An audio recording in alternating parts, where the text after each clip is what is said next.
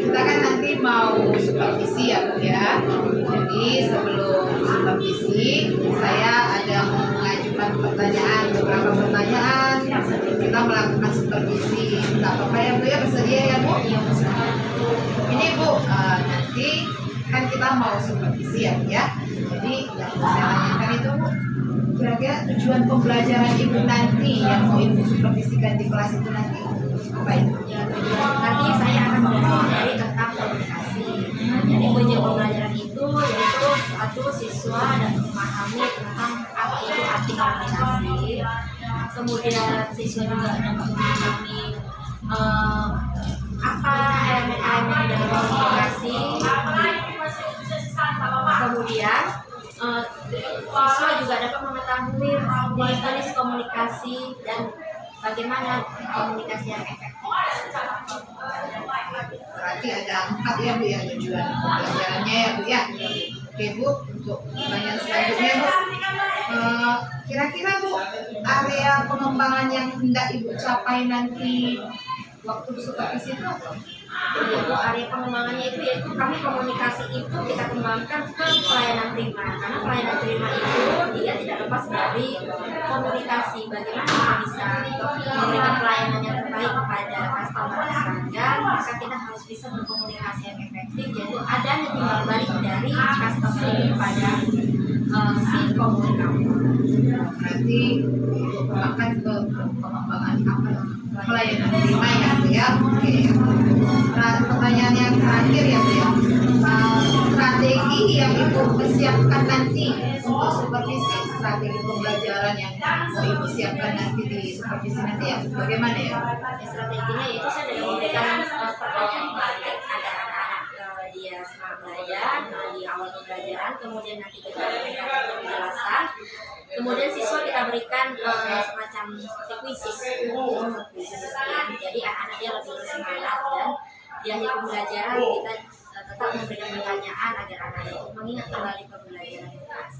Keren sekali ya Bu ya, mantap ya Bu ya. Semoga nanti waktu kita melakukan supervisi semua berjalan lancar ya Bu ya, dan tujuan pembelajarannya juga tercapai. Terima kasih Ibu. Selamat pagi. Ini video dulu. Selamat pagi anak-anak. Baik. Baik, sebelum kita mulai pelajaran, selanjutnya ketua kelas untuk memimpin doa yang pada pasrah kami persilakan. Sebelum kita mulai proses belajar mengajar kita, mari kita berdoa. Mari kita berdoa menurut agama bacaan kita masing-masing. Doa dimulai.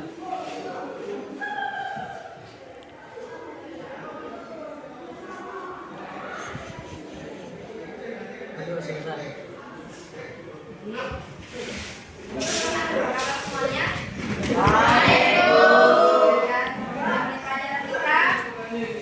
Akan saya absen dulu ya, berdasarkan namanya. Ade Putri Tarbatma, Alex Derma, Izin Bu. Anggi Gunawan, Izin Bu. Izin Bu. Merlin, Izin Bu. Bulan, Hadir Bu. Danieli, Hadir Bu. Nesrawati, Hadir Bu. Elizabeth, Hadir Bu. Ferawati, Hadir Bu. Indrial, Sakit Bu. Sakit, Indah, Hadir Bu. Jessica, Hadir Bu. Johan, Absen Bu. dan Christine, Izin Bu. Rusia, Hadir Bu. Maria Lestari, Hadir Bu. Meantonius, Hadir Bu. Monica, Hadir Bu. Nina Mardiana, Hadir Bu. Nina Romito, Hadir Bu. Pasrah, Hadir Bu. Revilina, Hadir Bu. Rini Deviani Depua, Sakit Bu. Rita, Hadir Bu. Ronald, Hadir Bu. Saraswati, Hadir Bu. Sumihan, Hadir Bu. Suryanto, Hadir Bu. Fidelis, Hadir Bu. Fiona, Sakit Bu. Juliani, Hadir Bu.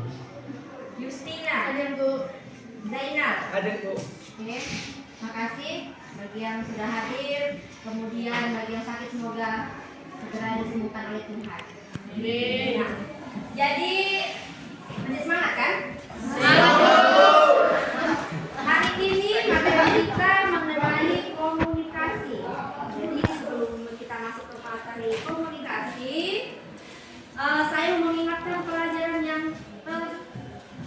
yang kemarin ya, yaitu mengenai pelayanan Prima. Saya mau tanya dulu, masih ingat nggak pelajaran yang minggu lalu mengenai pelayanan prima? Apa sih itu pelayanan prima? Sampai bisa? Ya, Elizabeth. Pelayanan terbaik, Bu. Pelayanan yang terbaik.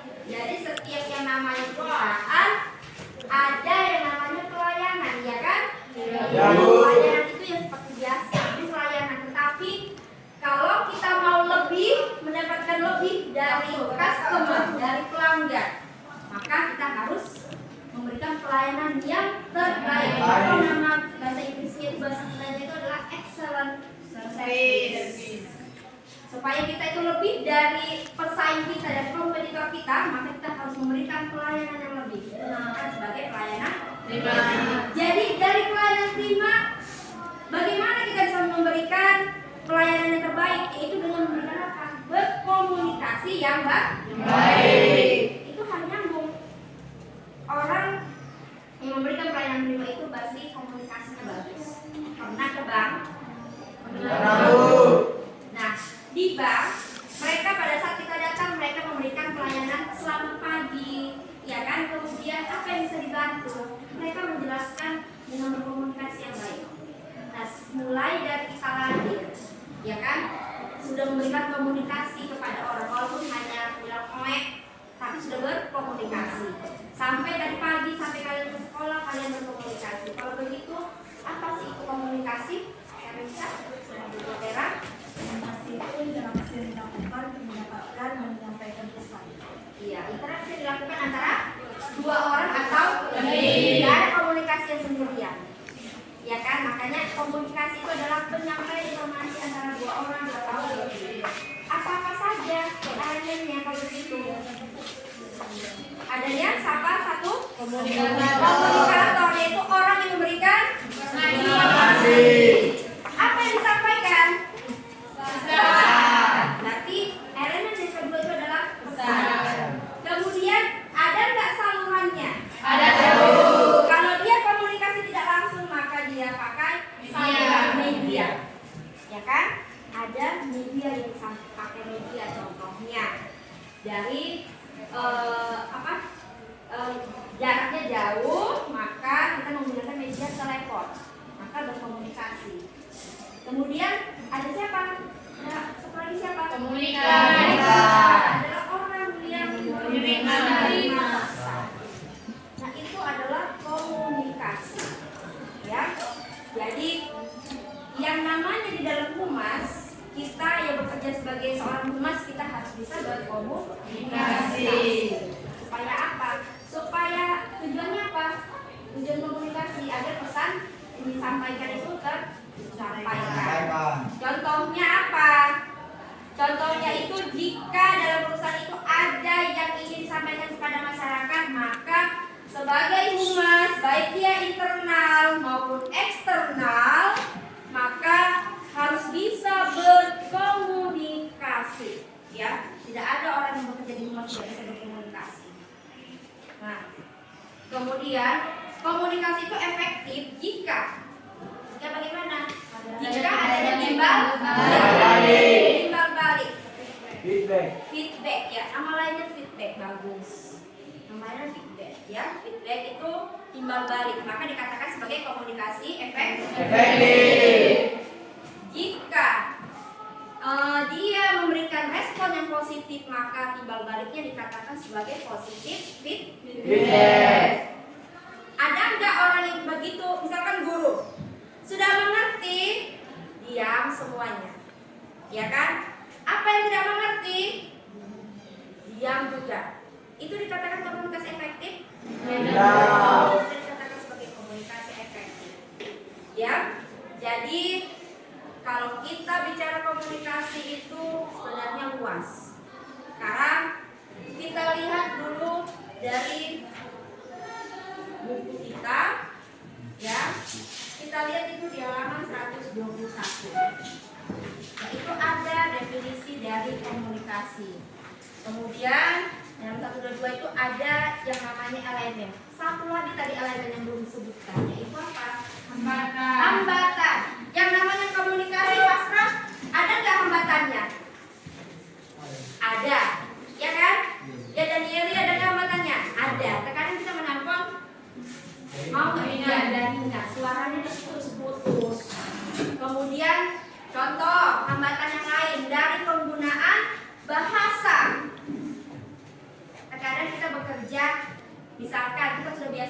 menggunakan bahasa Batak. Ya, begitu kita ditugaskan ke daerah lain, mereka terbiasa dengan bahasa daerahnya. Terjadi nggak komunikasi yang baik? Tidak terjadi komunikasi yang baik. Kenapa? Karena sudah lain bahasa itu terjadi, maka terjadinya hambatan. Terjadinya hambatan. Kemudian komunikasi itu apakah terus bicara? Tidak. Itu katakan verbal. Kalau yang verbal melalui apa? Kemudian apa lagi? Tulisan, poster, ya kan? Contohnya apa? Kamu pergi ke jalan-jalan. Nah, kamu lihat ada di situ gambar masjid. Nanti kamu bisa lihat apa? Apa yang bisa kamu tangkap dari bahasa apa itu? Berarti sekitar sebentar lagi, berapa meter lagi akan ada masjid. Ada gambar rumah makan. Oh, ternyata sebentar lagi mau rumah makan. Tanpa dia bilang di sini ada rumah makan, nggak dibilang seperti itu kan? Ya, cuma hanya gambar, sendok dan garpu. Kita sudah mengerti. Oh, itulah dia bahwasanya akan terjadi. Ada makanan, ada rumah makan. Iya, ada makanan di dalam rumah makan, ada makanan. Iya kan? Nah. Yang betul di dalam ada makanan. Ya, jadi kita bisa melihat, oh iya inilah dia ternyata simbol. Orang yang bisu ada nggak? Bisa nggak berkomunikasi? Bisa. Bisa menggunakan bahasa isyarat. Bahasa isyarat. Jadi semuanya bisa berkomunikasi, ya kan? Jadi komunikasi ini sangat penting nggak? Penting. Penting di dalam perusahaan, ya. Penting di dalam perusahaan. Karena penyampaian informasi kepada masyarakat itu sangat dibutuhkan oleh masyarakat. Contohnya apa? Saya bisa kasih contoh penyampaian informasinya. Contohnya apa? Misalkan ada suatu kegiatan di perusahaan itu, ya kan? Maka sebagai humas dia harus menyampaikan kepada masyarakat bahwasanya ikuti ada kegiatan, misalkan apa bazar atau ada imunisasi. Kami menyediakan imunisasi. Jadi bagi masyarakat yang mau ikut bisa diikuti, ya kan? Kemudian kita lihat ada situasi, ya kan? Ada situasi apa sih situasi? Keadaan pada saat melakukan komunikasi. Nah, kemudian jenis-jenis komunikasi. Jenis komunikasi apa saja? Ada dia cara penyampaiannya. Berdasarkan cara penyampaiannya, maka dia dapat dibedakan menjadi komunikasi lisan dan komunikasi tertulis. Jelas ya, komunikasi lisan apa? Kamu bisa menjelaskan komunikasi lisan? Komunikasi yang langsung. Komunikasi langsung, berarti berbicara, ya kan? Komunikasi tertulis, Monika? Menggunakan apa, Fidelis? Surat, Bu. Menggunakan surat, berarti tertulis komunikasinya. Terjadi komunikasi kan? Ya, Bu. Nah, misalkan kita nggak bisa ngomong, dituliskan, maka terjadi komunikasi. Kemudian menurut perilaku ada formal, informal, dan non formal. Formal itu bagaimana? Berarti kalau formal itu dia terjadi antara organisasi, dia sudah baku dalam perusahaan antara bawahan dengan atasan. Kalau yang namanya di dalam manajemen perkantoran itu kan pernah saya bilang sudah ada dia top levelnya. Dia seperti piramida. Top manajemen, middle manajemen, yang di bawah adalah bagian bawah itu pekerja. Jadi pekerja memberikan laporan kepada atasan, pada middle manajemen tengah, kemudian middle manajemen itu para stafnya memberikan informasi komunikasi ke bagian ke atas. Apa top manajemen? Top manajemen itu siapa? Pemimpin perusahaan, apa namanya? Direktur. Ya. Nah, jadi kemudian ada informal itu yang tidak ditentukan caranya oleh organisasi. Kemudian non formal. Kalau non formal itu memang biasa bahasa sehari-hari di rumah. Ya, memang diatur bahasanya kan? Diatur. Nah, kemudian ya kita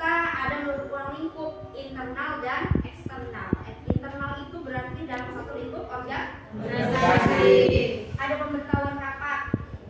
Itu di dalam internal organisasi. Biasanya ini jangan sampai ya pembicaraan kita sampai keluar, itu dikatakan sebagai internal. Kemudian eksternal itu dia di luar perusahaan dengan masyarakat. Memberikannya informasi dari mana? Contohnya ada pemberian imunisasi gratis. Melalui apa? Medianya. Nah, kita nyambung ke media humas. Melalui apa? Pemberitahuannya. Bisa pemberitahuannya melalui poster. Kemudian bisa melalui siaran televisi. Apa siaran televisi? Iklan yang kamu tonton. Ya, itu pemberian informasi kan bahwasanya perusahaan ini menyediakan produk ini. Kemudian ada konferensi pers. Pernah lihat konferensi pers? Iya, konferensi pers misalkan kemarin waktu COVID, jumlah COVID sekian, yang terkena yang sembuh sekian, itu kan konferensi pers. Di depan sini pembicaranya, di belakang adalah bagian pers, media, wartawan. Ya, jadi itu adalah bagian-bagian dari komunikasi. Dia masih banyak lagi. Sekarang saya mau kita kuis, ya, kuis dulu. Di bawah handphonenya, di bawah. Siapa yang mau handphone? Ada paketnya? Apa? Kita pakai Quizzes ya. Ya, coba kamu lihat nanti di grup ya. Saya akan mengirimkan kuis. Atau sebelumnya ada yang bertanyakan tentang komunikasi? Masih pas. Jadi jelas ya, komunikasi itu adalah proses pertukaran informasi antara dua orang atau lebih. Ya. Jadi kita masuk ke kuis untuk hari ini.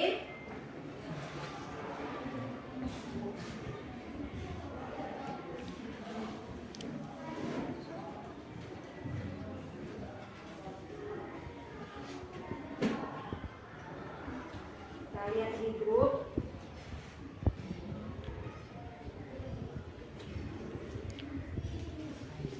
Dan kamu lihat nanti di grup, saya akan kirimkan linknya. Tolong kamu isi ya. Saya akan tahu siapa yang menjadi juaranya. Ya Bu. Ya. Nah, sudah saya kirim, sudah masuk? Udah Bu. Udah masuk kan? Udah Bu. Kamu lihat jaringannya? Oh iya. Taruh ini masuk itu. Hambatan ini Bu. Itulah namanya jaringan hambatan, betul di Bang Sumihat. Hambatan. Nah, put untuk Sumihat. Iya. Dia sudah bisa tahu. Oh ternyata Bu nge-lag Bu jaringan Bu. Ini kan suatu komunikasi, yaitu terjadinya hambatan. Jadi komunikasi yang efektif. Ya Sumihat langsung dia tahu Bu. Ini hambatan Bu. Oke, terima kasih Sumihat. Sudah dilihat. Nah kemudian sudah kamu lihat di grup. Udah Bu. Kerjakan terlebih dahulu kuisnya. Ya Bu.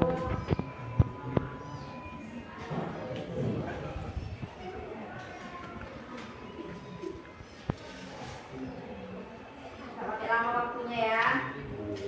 Pertanyaannya cuma sebentar. Nanti bagi yang tidak ada HP-nya tadi, ya nanti bisa nyusul. Kita menggunakan metode kertas, ya.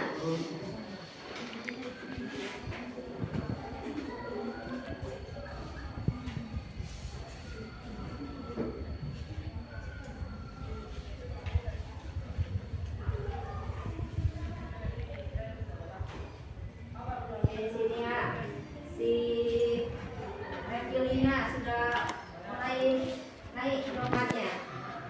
Era baca juga. Ya Sumihat nomor 3 ya.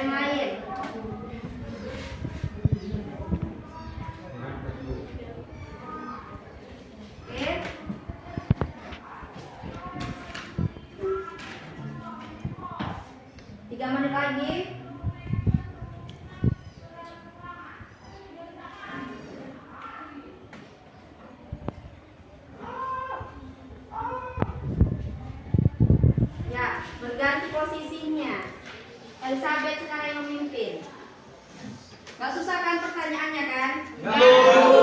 Mudah.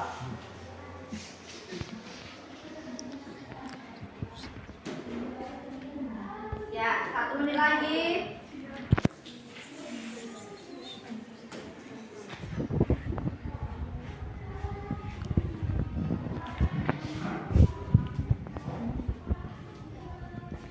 Ya, satu sudah ada salahnya ini. Sekarang naik si Perawati.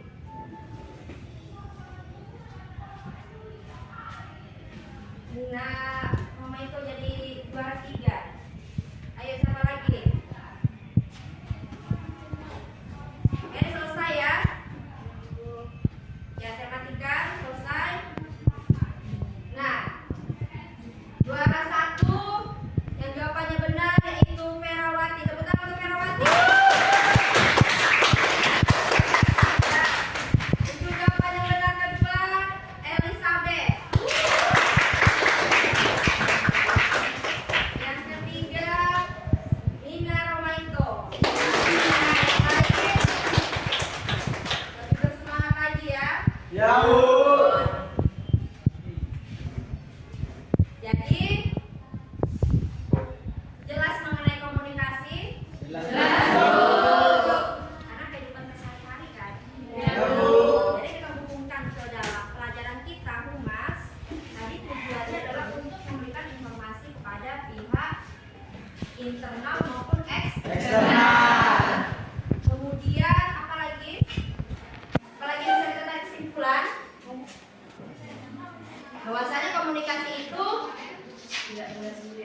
tidak bisa sendiri karena dia tidak dikatakan sebagai komunikasi yang efektif. Dia dikatakan komunikasi yang efektif itu jika dia memiliki timbal balik. Memiliki timbal balik. Jadi kita hubungannya ke pelayanan prima itu bagaimana tadi di awal saya katakan. Jadi orang yang berkomunikasi dengan baik pasti akan memberikan pelayanan yang terbaik sama customer-nya, iya kan, sama pelanggan kan. Beda customer dengan Pelanggan. pelanggan. Beda pelanggan dengan Konsumen. Kalau dia pelanggan berarti dia tetap konsumen. Mungkin dia hanya pada saat itu datang, tetapi dari konsumen bisa jadi pelanggan. Bisa, Bu. Konsumen jadi pelanggan. Dia akan memberikan kepada orang, oh bahwasanya di toko si ini, di perusahaan ini bagus loh, ya kan, pelayanannya bagus. Apa yang kami tanyakan, dan contohnya tadi kan dia itu di perusahaan itu atau di bank atau kita ke Grapari Telkomsel. Mereka kan kita datang sampai pagi, ada yang bisa kami bantu. Ya Mbak, kami mau tanya ini kenapa kartu saya seperti ini, atau saya mau tanya tentang produk-produk perusahaan ini apa saja, mengenai produk-produk perbankan ini apa. Sudah ada yang pernah seperti itu ke customer service perbankan? Belum pernah. Ya. Jadi jika kita misalkan mau membuat buku tabungan, maka kita mendatangi customer service ya. Maka mereka akan memberikan apa saja. Sekalianlah kami membuat ATM-nya, maka akan dijelaskan. ATM ini seperti ini, tolong diisi. Maka dia akan berkomunikasi yang baik. Jadi apabila kita bekerja di perusahaan, misalkan dia itu juga sebagai customer service, mungkin dia tidak bisa berbahasa Indonesia, tapi setidaknya kita berkomunikasilah dengan baik, ya seperti itu. Jadi kalau kita lihat komunikasi tadi, saya bilang ada komunikasi itu hanya sebagai ucapan. Kalau saya berdiri di sini dikatakan sebagai komunikasi bisa ya, komunikasi langsung kepada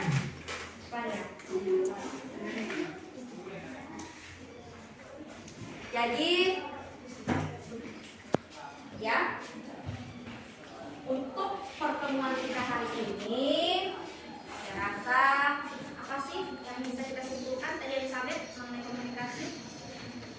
Komunikasi kita terjadi bila ada di masa Kembali antara si penyampai pesan kepada penerima pesan. Itu adalah komunikasi yang efektif. Kemudian komunikasi itu tidak hanya satu orang saja. Kemudian dia juga bisa komunikasi itu melalui gambar. Jadi terima kasih atas perhatian kamu, atas atensi kamu kepada saya. Hari ini kamu semangat belajarnya ya. Terima kasih. Bagi yang lain nanti jika kita ada kuis dan menggunakan HP, kita bisa menggunakan, nanti akan saya buat metode kertas ya, metode paper. Nah, jadi kita akan semua ikut di dalam kuis. Oke, terima kasih untuk hari ini perhatiannya. Dan minggu depan ya kita akan juga menyambung tentang komunikasi, tapi dia komunikasinya mengenai medianya. Bagaimana kita bisa berkomunikasi melalui media. Ya, sampai di sini dulu pembelajaran kita hari ini. Saya ucapkan terima kasih dan selamat pagi.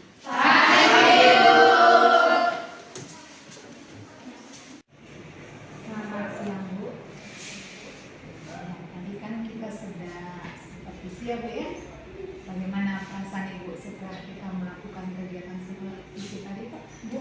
Ya, jadi saya merasa itu bagaimana saya merasa diperhatikan. Kemudian saya ingin Ibu memberikan informasi bagaimana tentang cara saya, bagaimana kalau diberikan dan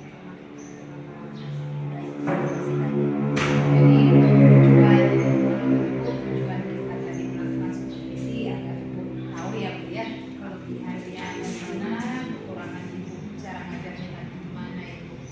Oke, menurut Ibu tadi waktu Ibu mengajarkan, menurut Ibu ada tidak hal-hal baik yang sudah Ibu terapkan di waktu mengajarkan? Jadi salah yang bisa saya ambil itu saya bisa menerapkan pembelajaran itu baik dari metode secara teknologi, kemudian bagaimana cara saya mengajar siswa itu untuk lebih mengaktifkan Jadi Ibu lebih menerapkan keaktifan siswa ya Bu ya, di kelas ya Bu ya. Jadi Bu dari coaching itu menurut Ibu ada tidak yang mau perlu dikembangkan lagi? yang perlu dikembangkan itu yaitu dengan kesiapan belajar siswa. Mungkin kalau kesiapan belajar siswa masih banyak yang belum siap untuk belajar. Itu saya belum bisa memetakan bagaimana minat mereka, kemudian kesiapan mereka itu dari emosi sosial siswa. Jadi waktu yang kurang kemudian belum maksimal. Jadi bagi kelompok itu belum maksimal ya Bu ya, karena Ibu belum memetakan kesiapan belajar siswa, terus belum lebih mengenal apanya sosial emosi anak. Karena itu ya Bu waktunya masih kurang ya. Jadi kedepannya mungkin lebih diperbaiki lagi bagaimana cara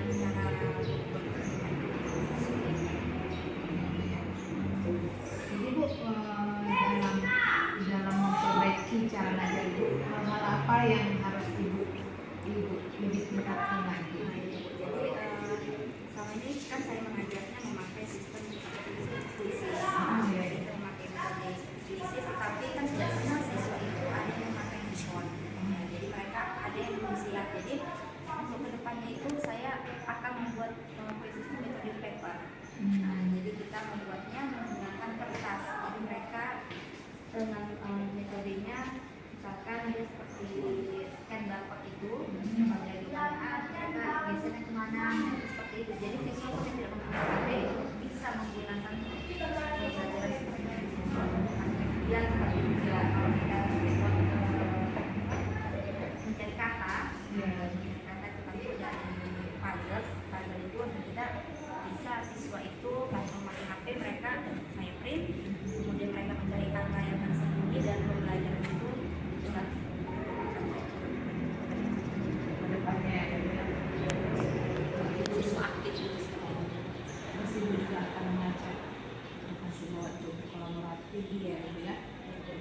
dari MGMP kita akan berkolaborasi bagaimana cara pembelajaran. Yang bagus sekali Bu. Jadi rencana-rencana yang akan Ibu lakukan ini kira-kira kapan yang akan Ibu lakukan? Karena ini sudah di akhir semester Bu, Iya. jadi mungkin kita akan melaksanakannya nanti di pembelajaran di awal semester tahun ajaran baru. Nanti kita terapkan karena kan agar lebih maksimal lagi di situ kita pembuatan DPP yang baru. Jadi nanti di tahun ajaran baru Ibu SPP ya Bu ya, biar lebih detail lagi ya Bu ya. Oh, oke Bu. Jadi Bu, kekurangan dan kelebihan tadi kita supervisi sudah bisa dilakukan, sudah bisa diperbaiki, kemudian hari juga masih aturan baru ya Bu ya. Jadi demikian Ibu perbincangan kita di pasca observasi. Saya harap kita dapat meningkatkan pendidikan kita khususnya di sekolah kita ya Bu ya. Terima kasih Ibu Siti atas waktunya. Terima kasih Bu. Terima kasih kembali Bu sudah berbagi praktik baik kepada kami. Mungkin masih banyak kekurangan.